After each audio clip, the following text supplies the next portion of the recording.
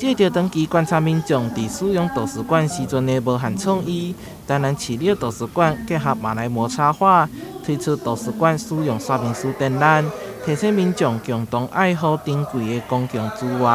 好，那我们希望大家呢，在使用图书馆的同时呢，也可以注意到我们辛苦的馆员。好，那我们的馆员呢，其实平常服务大家之外呢，其实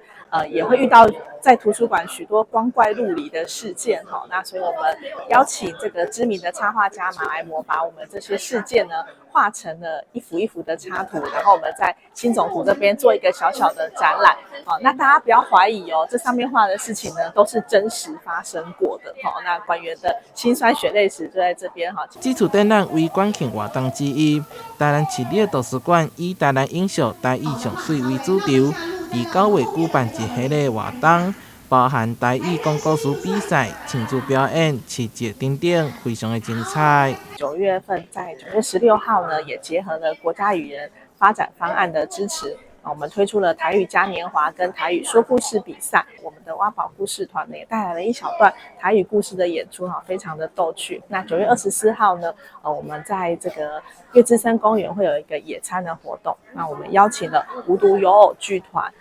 带来大家非常喜欢的这个偶剧以及偶戏的表演。台南市立图书馆一直以来提供非常多元甲舒适的活动环境给市民朋友，希望在未来会当继续在台南用活土陪伴更加侪人成长。台南新闻所在采访报道。